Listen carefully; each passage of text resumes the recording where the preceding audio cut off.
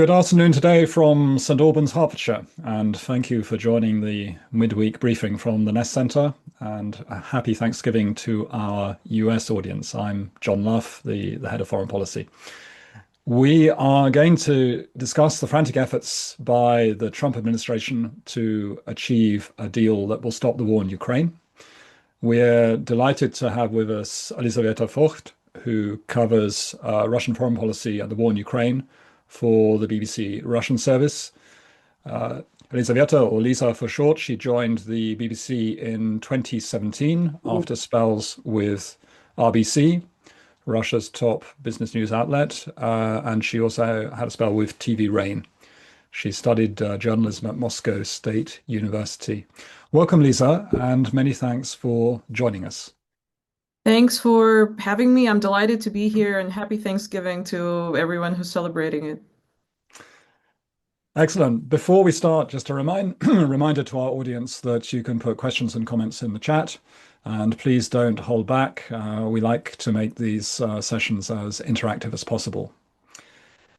Lisa, I don't know where you stand on this. I was among those who felt that after the failed Anchorage summit in mid-August, that President Trump had lost confidence in his belief that he could achieve progress in these peace negotiations, and that he would be forced, rather against his instincts, to put pressure on Putin to change his position.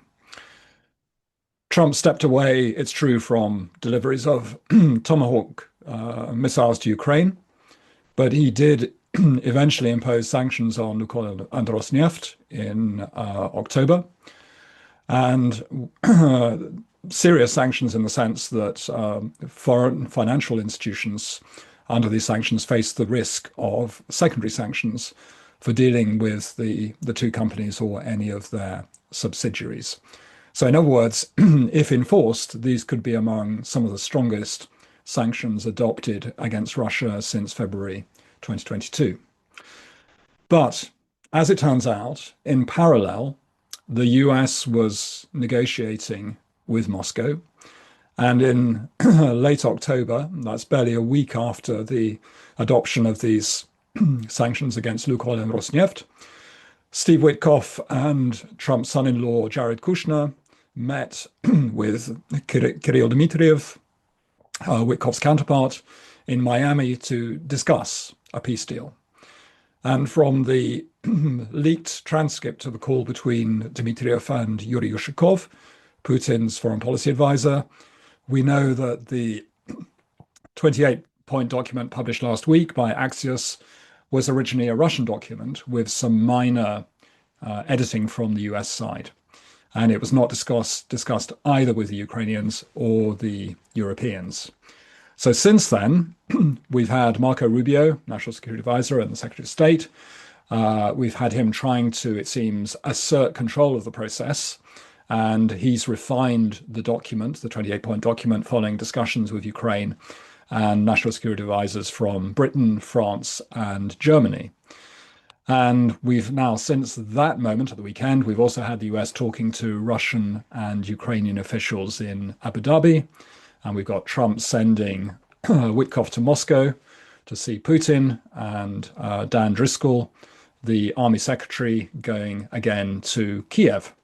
Neither Witkoff nor Driscoll, it has to be said, neither has a background in diplomacy, let alone the region. And meanwhile, the European Union is out of the picture. Marco Rubio reportedly declined to meet with the High Representative for Foreign Affairs and Security Policy, Kaja Kallas. And this really feels like, Trump-style diplomacy on steroids, and as though Trump is a real man in a hurry. So my first question to you, how do you think the Kremlin views this latest dash by Trump for a peace deal in Ukraine? Is this too good to be true for the Kremlin, or are there still risks associated with it? What do you think? Well, I think the Kremlin knows that Trump desperately wants to end the war, and it is convinced that there's definitely something to be back to House Debate able to completely exclude Ukraine and Europe from this conversation, and then make sure it all goes, Russia's way. But since Putin hasn't really demonstrated any flexibility in those last 9 months, and you mentioned how Trump clearly grew more and more frustrated about this. I think this bit didn't work because the fact that you mentioned that despite this newly emerged plan, Rubio still met with Ukrainians and national security advisors from the UK, France, and Germany, it shows that Europe is still, at least in part, participating in this conversation. And we know that Ukraine's relationship with Trump, to Moscow's disappointment, has also improved massively, especially if we think about how it started. This feud in the Oval Office. It was really difficult to imagine that Trump and Zelensky would have a working relationship after that, but it happened. And this whole process is very non-linear. You can never be sure of anything. Political scientist Tatiana Stanova, I think it was yesterday, she noticed that Moscow could and probably is annoyed with the amount of actors on the American side that you just mentioned, because we have Special Envoy Stephen Witkoff, who is more sympathetic and receptive to Moscow's points, even though it is clear that he doesn't always really understand Putin's demand, which is a huge problem for the American side, but still. Again, more sympathetic and receptive, and we all read, I'm sure, the transcript of this leaked call, where it looks like he's essentially coaching Ushakov how to deal with Trump, which is highly unusual for many diplomats. This is not how things usually run.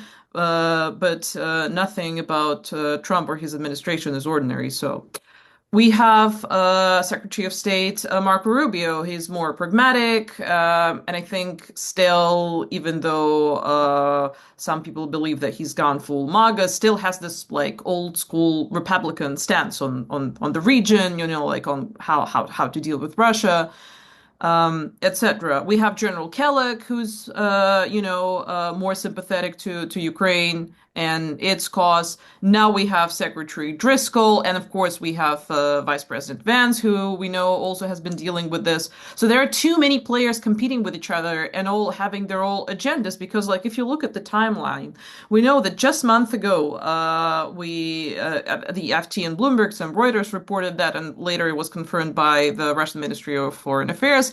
Lavrov, after Trump talked to Putin, the call that apparently was set up during this conversation between Ushakov and Witkoff, handed Rubio some non-paper with demands and made him furious. And he came to a conclusion. He said it publicly that Russia was not ready to negotiate, and it felt like the whole process stalled. And we saw those sanctions, as you said. But then, at the same time, it seems that Witkoff was happy to discuss something with Kirill Dmitriev and was working with Trump's son-in-law on this plan. So who's in charge here? And I think, in fairness, the U.S. definitely see the same messiness on the Kremlin side, where there's Lavrov, who is, very much, no, Russia is not ready for any compromises. Well, President Putin outlined our position, speaking to the Ministry of Foreign Affairs summer 2024. Nothing has changed ever since. And you have Kirill Dmitriev, who's ready to discuss something. If we're thinking, is it too good to be true? That's a good question, because setting aside this news cycle that you just described, and actually it's crazy that we've learned that just in the last couple of days, it's completely insane. And I think one can argue that diplomacy is not done like that. It likes sort of like calmness, silence. That's not what we have. But it's not clear how much Russia was real about the initial 20-point peace proposal. We know that Ushakov and Dmitriev passed something to Kushner and to Special Envoy Witkoff. We don't know how much of their points actually made it to the plan or the draft that we saw. By the way, no one ever sort of like confirmed that the 28, peace plan that was published by Ukrainian MP Goncharenko, what we, read in several, other sources, that's the original plan that Russia got. But okay, let's put this aside and assume that this is the plan. So judging by what we heard from Putin himself and Ushakov, they said that they're ready to discuss it, but there are many points they're not happy with. And there are many points indeed that like would either indicate that if Russia handed those points, they change their position, or this plan is just not going to be satisfactory for Russia because the so-called root causes that Vladimir Putin refers to so often, they're not really addressed in this plan. It's very focused on what's the US is getting from it, and it is very focused on what's going to happen with the Ukrainian territories, which is very important. It's the most sensitive, obviously, topic for people who live there. It's the most painful thing, but that's not it. There are many other issues like the size of Ukrainian army, what's going to happen to NATO, is it going to relaunch, and they're just not addressed in this document. So I guess we can also assume that if Russia wasn't happy about the initial 20-point peace plan, they're going to be even less thrilled about this new one, which is probably, given that it was prepared, by this Ukrainian delegation working with the Americans in Geneva, it's probably going to be more advantageous to Ukraine. So I think to really like and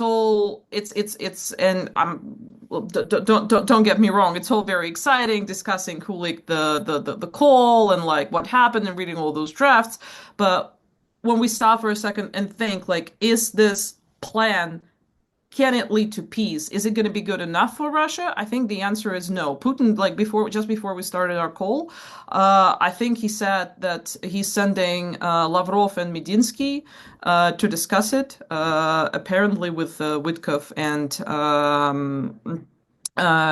Rubio, who are Trump is sending some diplomats to Moscow next week, right?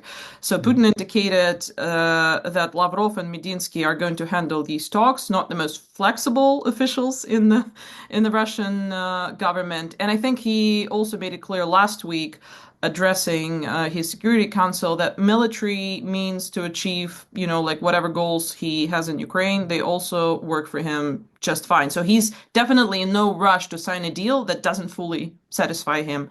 And so far, it looks that the deal that is outlined in this 28-piece plan is not the deal that he wants. No, I think definitely not. And Lavrov has warned, hasn't he, that they want to get back to the understandings, as he calls it, that were achieved in Anchorage. And we don't know exactly what they were, but presumably something much closer to the standard Russian maximalist positions.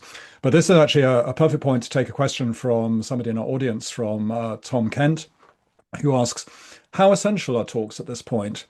Has the military situation for Ukraine in Donbass and Russia's improved ability to bomb Ukrainian cities, has the military situation deteriorated to the point that something needs to happen for Ukraine to survive? And of course, I think that Tom has identified quite correctly that Ukraine is under a lot of pressure at the moment. We've also got within Ukraine the aftermath of this corruption scandal at Energoatom, which I think is very serious for the authority of President Zelensky, which also feeds into then just the commitment of the European partners to stand with Ukraine, because many people have to ask themselves, what is going on in this country if these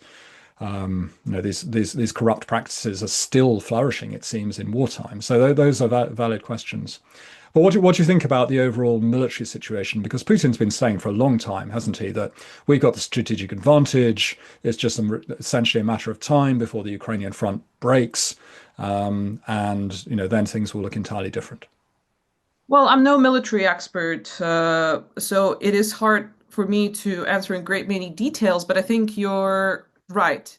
Putin definitely believes that he's winning on a battlefield, and I don't think that we have enough evidence to convince him otherwise. Essentially, it comes to that. Yes, I think assessing the situation in Ukraine, like Western allies, they like to make this point that Russia is losing lots of soldiers, 100 soldiers on the battlefield every week. And I think President Trump has been making this point very often, but Vladimir Putin, I think, has indicated on many occasions that this is a price that he's ready to pay.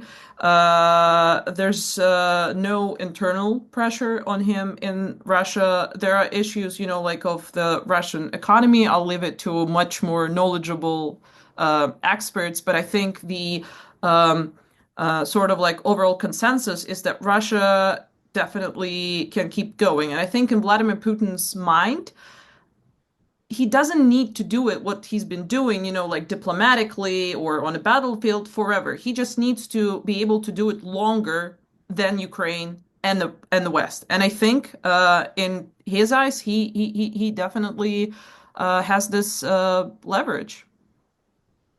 As for whether talks are important, I mean, talks are very important. It's impossible to reach any negotiated end of any conflict without discussions. And I think if we had, like the situation where, regardless of who wrote this plan, we could see some, discussion, maybe US and Russia and Ukraine with the obvious participation from Europe, if like they'd had some talks that would be, at least at the beginning, more discreet than what we're having right now, less messy, less public.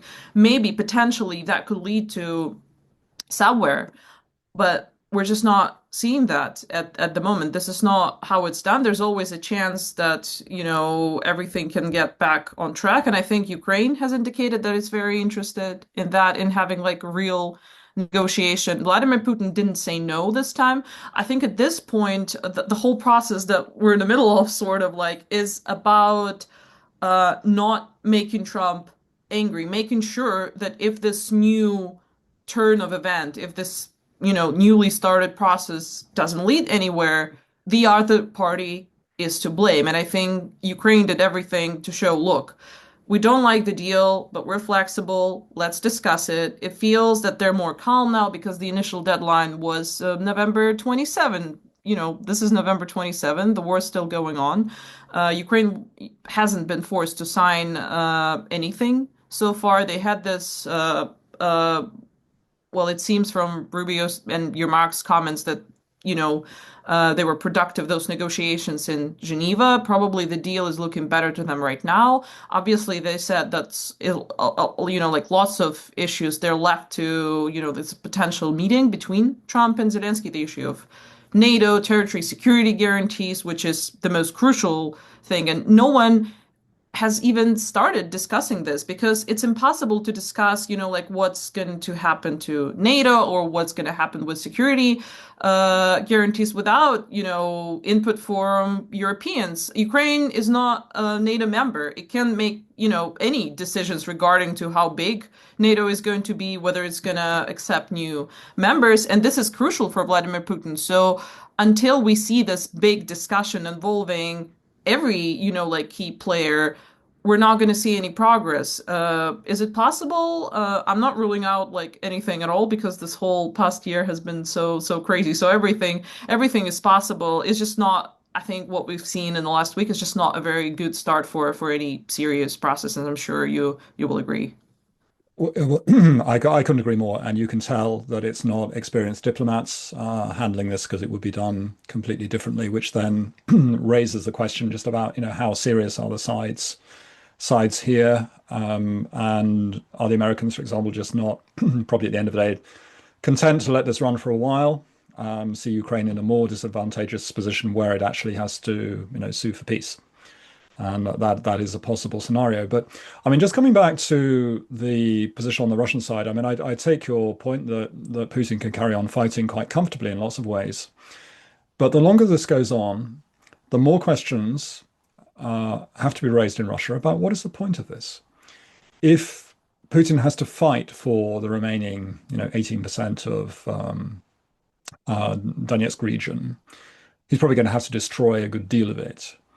And we think at the outset of the war that Russia didn't take down critical infrastructure in Ukraine in the way it could have done to try to demoralize the population from the outset. This is something that only happened later. And really only this year has gathered pace to the point where you have to ask just how sustainable is it on the Ukrainian side if they're going to be without, heat and light during the winter. And, the reports that Kiev is in some cases, I was speaking to somebody there last week, without electricity for 16 hours a day. I mean, that's very serious indeed. So the longer it goes on, the more destruction that Putin has to wreak on Donbass, the expectation that he'll then occupy that territory, this becomes, what you call in Russian, a suitcase without a handle. Yeah, this is a heavy burden. What on earth is Russia going to do with this? And there are, I mean, I think important questions to be asked there about, why on earth did Russia get into this? Why have we tolerated 250,000 dead and probably upwards, I don't know, 800, 900,000 people injured? Well, the initial goals, as you probably remember, they were very vague. It was just, like helping people of Donbass, and one would argue that destroying, all those cities probably didn't help these people much, but that was at least what Putin said when he ordered this invasion, right? And denazification and demilitarization. What exactly does it mean? No one knows. Only he does. This is why at any point he can, like the advantage of setting your goals that in that vague manner is that at any point you could say well, victory was achieved, we won, because no one really knows what it is, what's that about.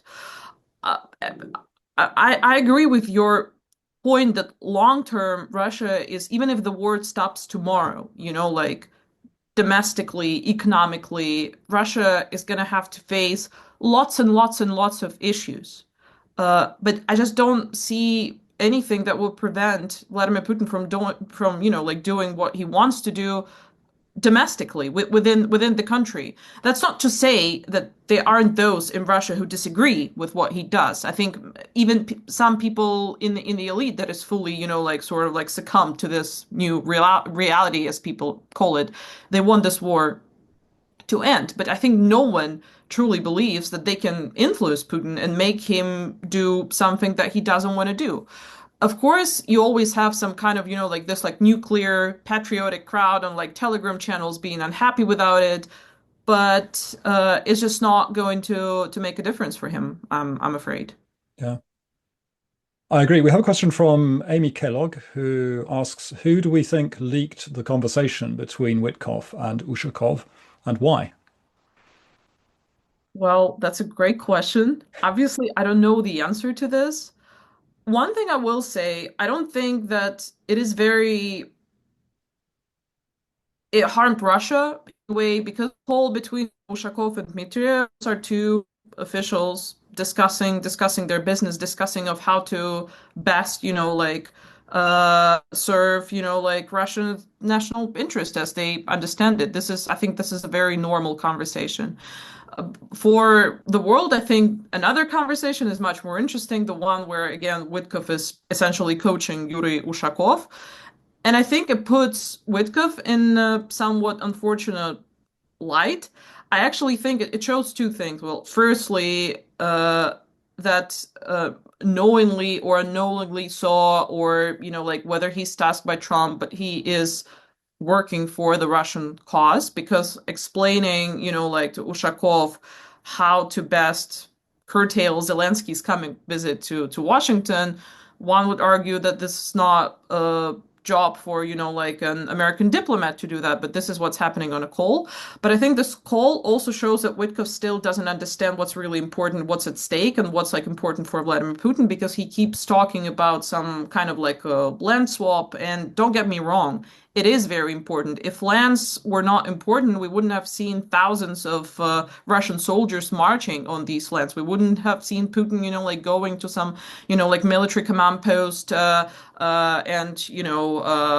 looking very pleased when his officials telling him about how Kupiansk, in Kharkiv region is almost entirely under Russian control at this point. But there are many other issues, and one can argue that this is, like the limits of what you said. This is his like inexperience, or maybe his background of, being property manager, developer, just as now. And I think, well, you mentioned the understandings of Anchorage. Well, I think it's very interesting that no one really knows what they are.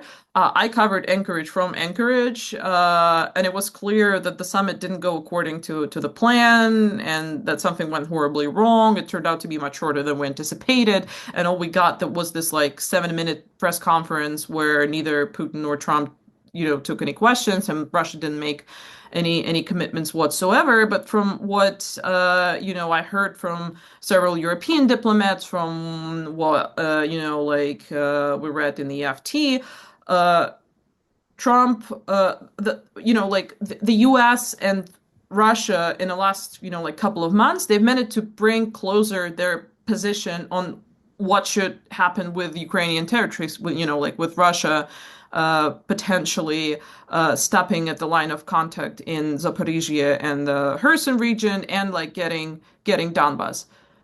But that's not the only thing that matters. And what's important, that so far there's been like virtually zero progress on other issues such as security guarantees, the future of the armed forces of Ukraine, what's going to happen, to NATO, etc., etc., etc. And those issues are just as important, if not more important, for Putin. And I think the call that the transcription of the call that we read, it proves that Witkoff is probably still, that he doesn't understand it really. But Yeah. uh, um, Lisa, we're losing the connection I slightly guess at the my question is, moment. for. I know we got a somewhat Sorry, can unstable you hear me connection. now? Yeah, I hear you now. Um, just I agree on what you've just said. I mean, I suppose I have a broader question here about, does Putin have concern that Trump might just walk away eventually from this whole process because he can't deliver it? He's fed up with it, and we can see that he's got very impatient. And he's got other fish to fry. Do you think Putin's got reason to be concerned about that, or does he think he can just lure him back with business deals and promises of, great I, things I to think be done? I think that's a really good question, and I think there are different ways to look at this.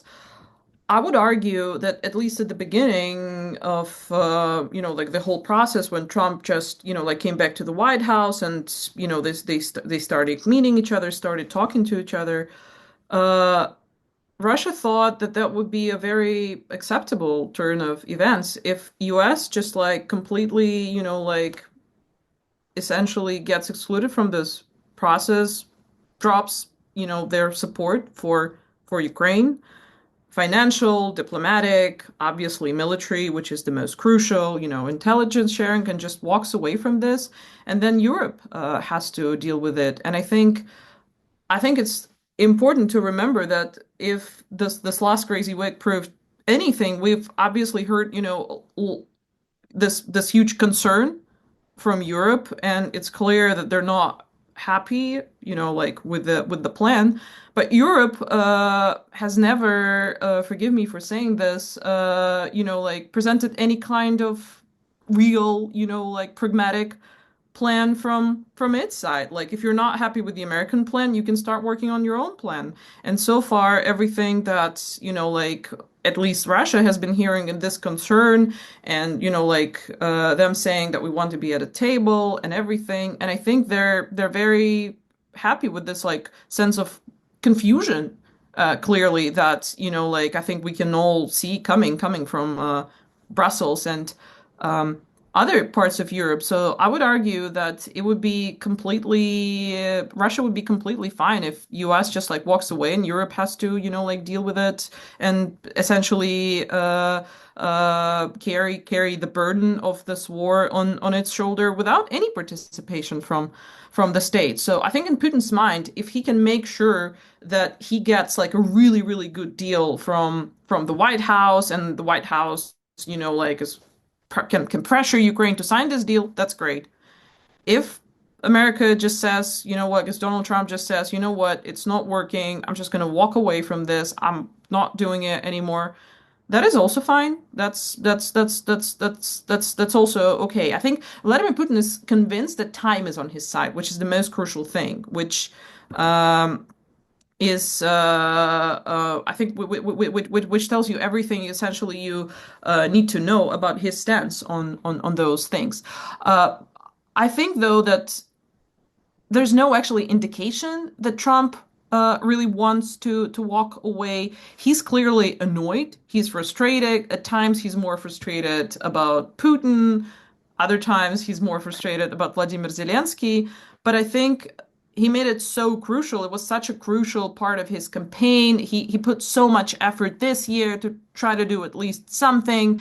And I guess he was also inspired by his success in Gaza, with Gaza and Israel, that he just can't walk away from it at this point. So I think we're just like there's Understood. like a cycle that's repeating itself, and it has repeated itself like 3 or 4 times, I think, just this year, where like Russia and the States, they discuss something in secret. Ukraine is concerned, but then European allies, they work to like appease Trump, and like they've been, don't get me wrong, they've been like really good at it, and Ukraine's like back at the table, and it's getting better, and then Russia is difficult, and like shows no flexibility, and Trump's upset, and he's like setting deadlines and ultimatums, and no one meets them, and Trump just forgets about them, and it all, like, and here we go again. So I think there's no reason to believe that at this moment we're not in the middle of the same cycle right now, but we'll see how it plays out. Indeed. One one last question, and we need to be brief because we're really running out of time here. Matt London asks, if Ukraine were to agree to give up the rest of DNR, so of Donetsk region, could or would Putin still say no to a deal? Yes, if his other concerns are not addressed. So, well, for instance, just to give you this example, because we saw in this 28 peace plan that the figure for the size of the Ukrainian armed forces that was set there was 600,000, if I'm not mistaken. Correct. According to some reporting, it's 800,000 right now, right? Which would make Ukrainian army by far the biggest in Europe. And in the Istanbul Agreement drafts, the talks that Russia and Ukraine had early spring 2022, the idea was to cap the Ukrainian army at 85,000 troops, and to put this like cap on all the different kinds of weapons that they're allowed to have. So this is, like, I think falls under the demilitarization sort of like idea that Putin had in mind. So there are many different things that he wants. He wants NATO to sign like a piece of paper saying that they're not, like going to invite any new members, not just Ukraine. I think they're just as concerned about Georgia, Moldova, Azerbaijan, Armenia, because, it's been difficult for Russia politically and diplomatically in Central Asia, which is historically, is Russia's sphere of influence. So there are many other things. So I can definitely imagine that happening. Yes. Yeah. Well, NATO is not going to sign that piece of paper if Putin thinks that's going to happen. That's not Probably. on the cards. Lisa, I want to thank you for joining us today. We're out of time, but you've cast a lot of light on some darker areas that not all of us look at in such detail. I think this story is going to keep all of us busy for the coming period. So we look forward at some point to speaking with you again. Thank you very much. Thank you also to our audience. We'll be back again next week, same time, same place. See you then. Thank you. Thank you.